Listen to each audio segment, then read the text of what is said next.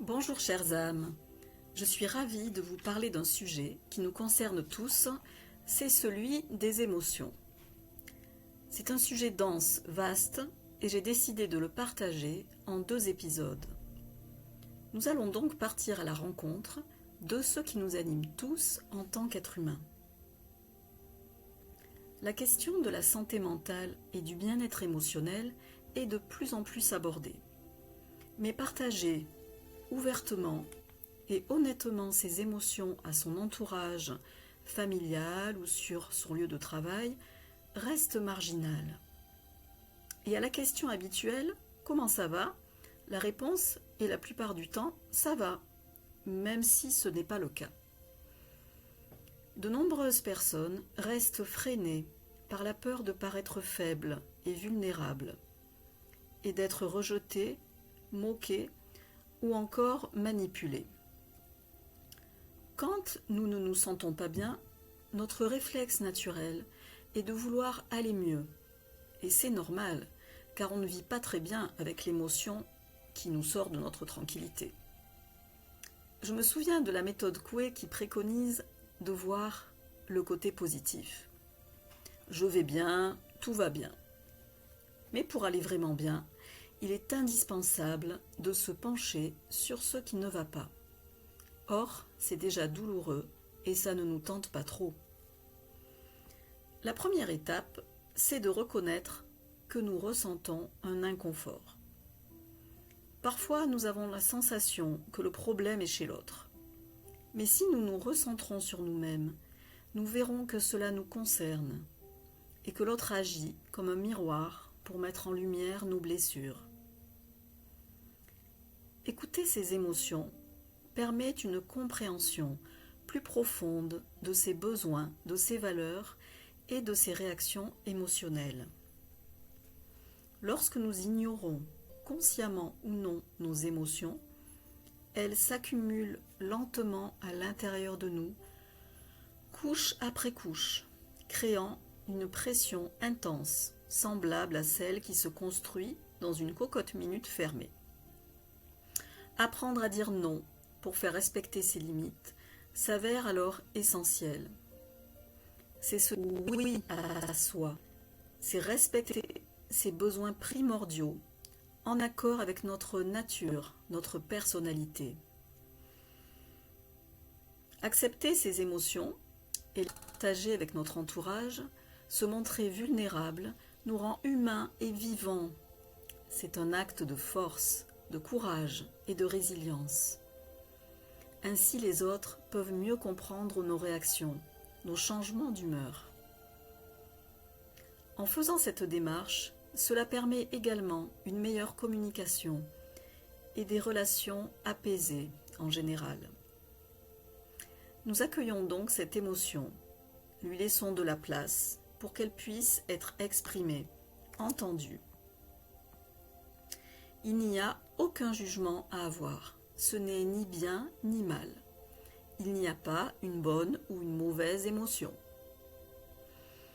Prenons notre courage à 2 mains pour nous pencher sur notre vie intérieure. Cela peut nous demander un petit effort, mais le jeu en vaut la chandelle. Exprimer nos émotions par des moyens sains tels que l'écriture, la danse, le dessin. L'expression artistique permet de sublimer, de transformer l'émotion. Alors, qu'est-ce qu'une émotion ? L'émotion, c'est une expérience psychophysiologique et un état de conscience complexe et intense de l'individu, généralement brusque et momentané, en lien avec une situation extérieure, qu'on appellera le déclencheur. C'est un état affectif intense, accompagné de signes physiologiques, tels que la pâleur, la rougeur, un pouls accéléré. L'émotion est biologique, inscrite dans le corps, et la biologie conditionne l'existence même de la pensée. De façon universelle, la perception d'un stimulus extérieur engendre une excitation nerveuse, un déséquilibre ponctuel du milieu intérieur. Le rôle des émotions. Les émotions transmettent un message à travers le corps. On peut dire que notre corps agit comme une antenne, car il est à la fois émetteur et récepteur. Les émotions peuvent être dérangeantes, mais sont bienveillantes. Elles nous indiquent que nous devons passer à l'action pour changer ce qui ne nous convient plus. Les 6 émotions principales sont la peur, la tristesse, la colère, le dégoût, la surprise et la joie. Entretenir une conversation avec elles est déstabilisant au début avant d'être réconfortant. Il est important de les identifier, de les apprivoiser et de leur parler. Dès qu'il y a sensation, il y a émotion, puis il y a adaptation. La réaction d'adaptation automatique immédiate s'enclenche sous la pression émotionnelle. Le processus émotionnel s'impose à l'être humain, quoi qu'il en pense, et il est le même, quelle que soit l'émotion. Ce déséquilibre passager provoque une réaction qui a pour unique but de s'adapter à l'événement. Cette adaptation visant à maintenir l'équilibre de la structure corporelle. Une adaptation parfaitement intelligente au départ peut conduire à des résultats aberrants si la stratégie est maintenue trop longtemps, et cela peut mener à la pathologie.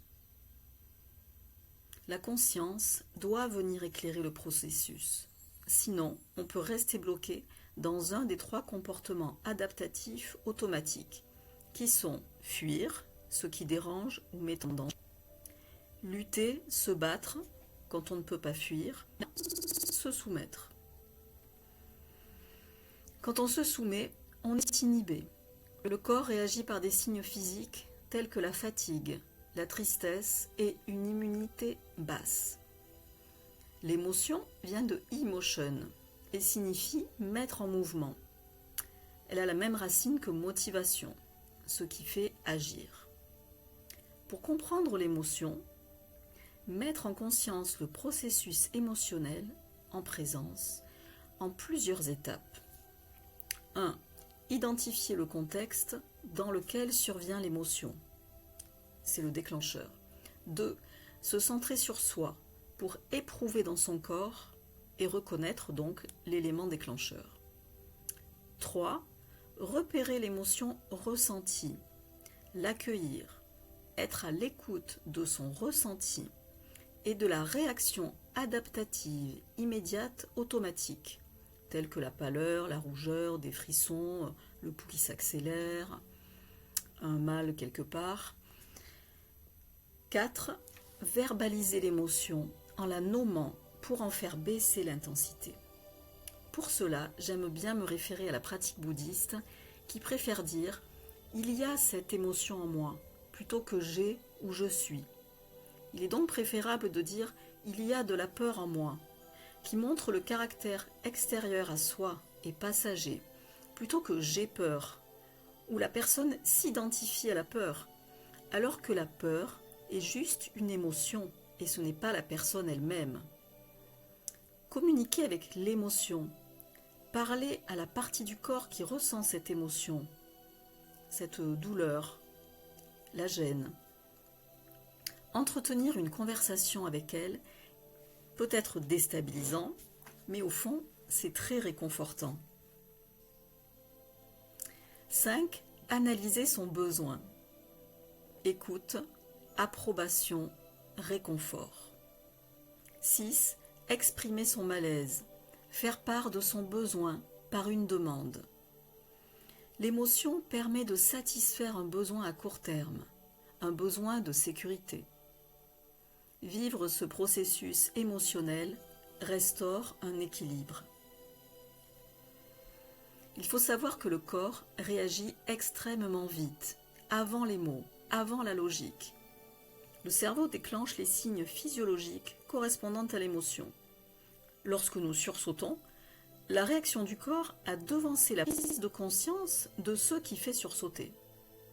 L'émotion précède la pensée et engendre la prise de décision. Alors maintenant, je vais vous parler du cycle des émotions. En premier, il y a la charge.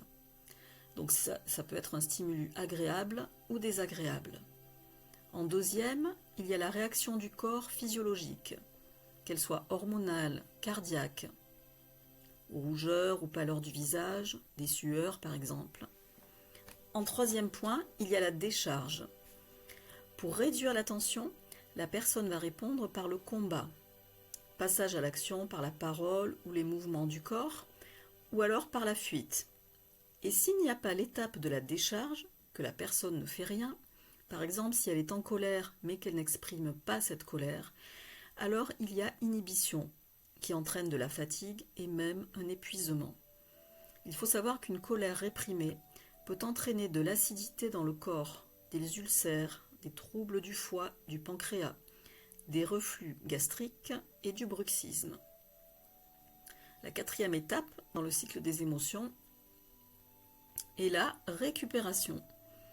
Le corps effectue le travail de nettoyage, évacue les hormones, et à ce moment-là, il peut y avoir des bâillements, des pleurs, de la fatigue.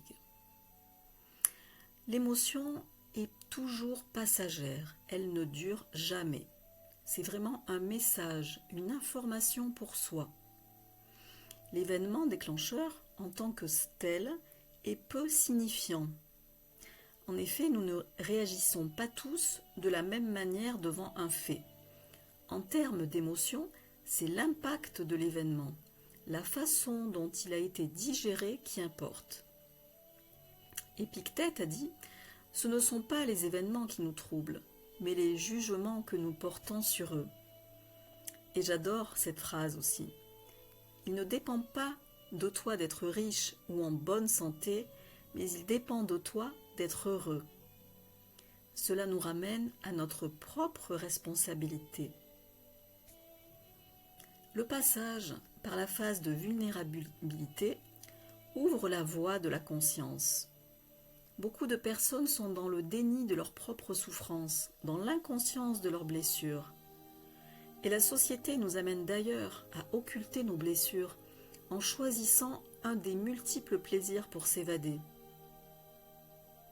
Chaque journée est riche d'événements émotionnels. Dans l'éducation, les familles, la société, les émotions ne sont pas bienvenues. Seule la rationalité et la logique ont droit de citer.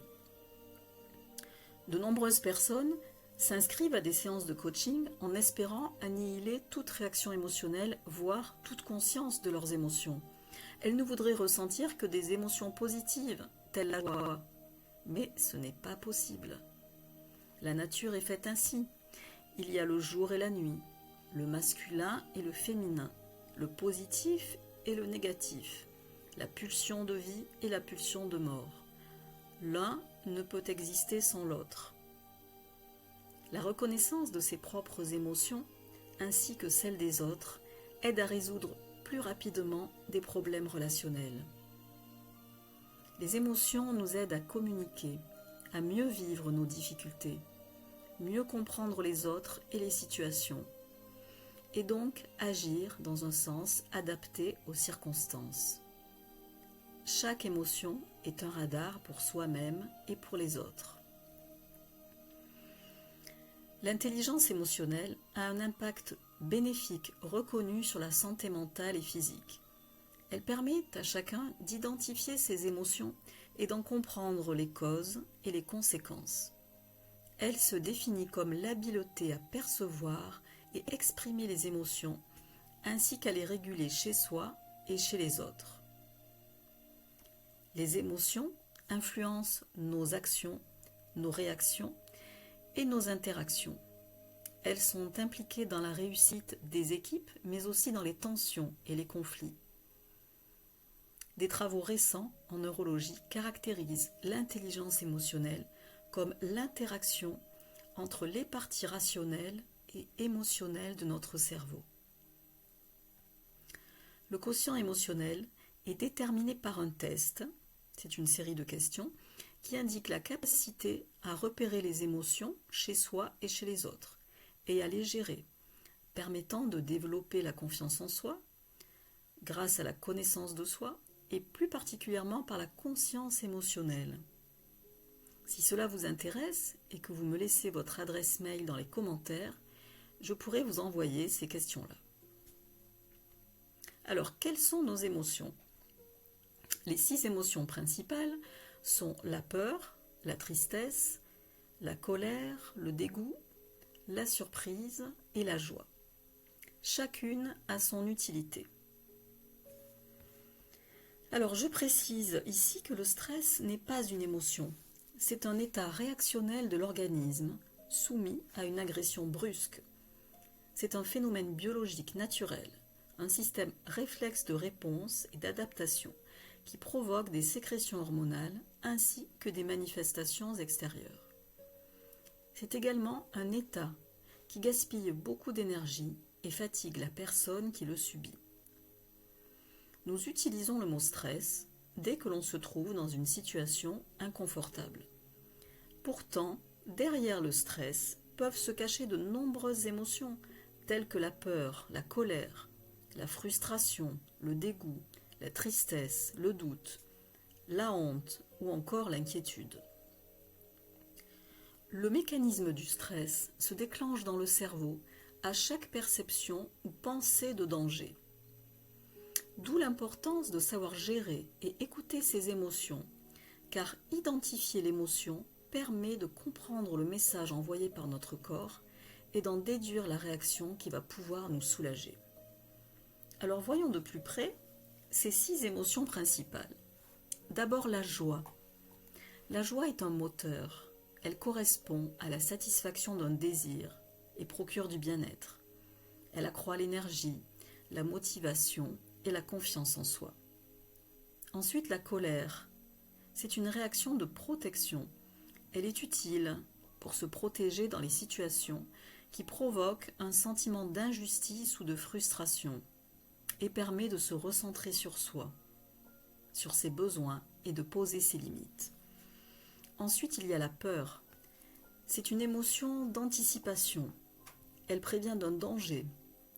Elle est également liée à une appréhension sans fondement et peut être plus bloquante que stimulante. Nous avons la tristesse, qui est liée à une perte, une déception, un sentiment d'impuissance pour passer un cap, une transition, un besoin non satisfait, et se caractérise par une baisse d'énergie, de motivation. Il faut savoir que lorsque nous pleurons, notre corps libère des opiacés et des ocytocines. Ces 2 hormones permettent de soulager la douleur, qu'elle soit physique ou psychique. Pleurer est aussi un moyen d'éliminer les germes et les bactéries grâce à une substance présente dans les larmes. Donc pleurer nous permet d'améliorer notre état d'esprit en nous débarrassant du stress et des toxines accumulées, ce qui est donc très utile pour notre corps. Retenez qu'il n'est jamais mauvais de pleurer. Nous avons comme autre émotion la surprise, qui est provoquée par un événement inattendu, allant à l'encontre de notre perception, de nos représentations. Et enfin, le dégoût correspond à un rejet, une aversion physique ou psychologique. Il existe beaucoup d'autres émotions, de ressentis qui sont des sous-émotions des principales. Je ne vais pas les citer ici car il y en a trop, mais si cela vous intéresse, vous pouvez me les demander en notant votre email dans les commentaires et je me ferai un plaisir de vous envoyer la liste par émotion principale des différentes sous-émotions. Cela vous permettra de mieux vous observer et d'affiner votre perception de vos ressentis, de ce que vous vivez dans votre corps et de constater à quelle catégorie principale d'émotions se rapportent toutes les sous-émotions que vous ressentez. Pour exemple, la honte est une sous-émotion qui provient du mélange de la peur, de la tristesse et de la culpabilité. D'ailleurs, je peux vous confier qu'elle a été ma compagne pendant de très nombreuses années, jusqu'à ce que je m'engage dans un réel travail sur moi, en profondeur. En partie avec le coaching psycho-émotionnel que je pratique maintenant pour les femmes et ma psychanalyse qui m'amène de profondes compréhensions sur moi-même. Ce n'est pas facile de transformer la honte toxique, car il faut de la connaissance de soi, de l'amour et du pardon. Mais avec de l'aide et de la bonne volonté, on peut la transformer. Il est important de savoir que si la honte est refoulée, elle empêche toute estime de soi et bloque les autres émotions. Être attentif à ses émotions, à son ressenti, mettre des mots sur l'intensité de l'émotion, développe la conscience émotionnelle et aide à mieux se comprendre et à mieux comprendre l'autre. Il y a des mimiques, des expressions du visage, des éléments caractéristiques à chaque émotion. Exprimer ces émotions, c'est comme enlever les nuages noirs devant le soleil pour laisser pousser les fleurs. C'est Tania Sénécal qui a dit ça, et c'est très joli. Pour mieux gérer les émotions perturbatrices, il est nécessaire de pouvoir identifier le besoin qui se cache derrière, afin d'apporter le comportement adapté à la situation. Pour la colère, l'exprimer évite de garder en soi un ressenti négatif qui ne va faire que grandir au cours de la journée. Pour gérer efficacement sa colère, il est nécessaire de prendre du recul, relativiser, de respirer tranquillement pour faire baisser la tension interne, d'oser exprimer son ressenti afin de réduire l'intensité de l'émotion, de parler à la colère puisqu'elle est en vous, autant en profiter pour communiquer avec elle et les parties du corps touchées par celle-ci. Il est important de satisfaire ses besoins, d'être écouté et d'obtenir réparation à travers la reconnaissance de l'injustice. Ne pas s'autoriser à faire part de sa colère parasite la relation à soi-même. L'intériorisation régulière de la colère peut engendrer des risques pathologiques comme la baisse des défenses immunitaires, la fatigue, une mauvaise image de soi, une perte de la confiance en soi. La colère est donc saine quand elle est exprimée et devient un véritable poison quand elle reste bloquée dans le corps. Bon, bien sûr, il y a des façons d'exprimer la colère. Positiver la colère, qui est un moyen de survie face au danger. Elle donne le courage de se défendre. Elle pousse à améliorer le monde et la justice. Elle aide à affirmer son individualité. Elle prévient les autres des limites à ne pas franchir. Maintenant, voyons un peu la peur. La peur peut être stimulante et nous inciter à agir. Fuir un danger, préparer un dossier, acquérir de nouvelles compétences, ou à l'inverse, nous paralyser. Alors, il vaut mieux réagir en mode tic-tac plutôt que du tac au tac.